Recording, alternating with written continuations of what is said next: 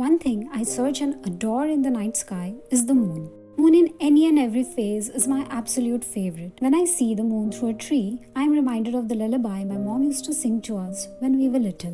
Whenever we used to drive back home from my native place, the moon was my anchor and a constant in the journey. Most Indian festivals are celebrated around the different phases of the moon. I have endless beautiful memories of those festivals, and one among many is the Kojagiri night. It is celebrated on the full moon. It is believed that on this night, Goddess Lakshmi visits every home and blesses those who are awake.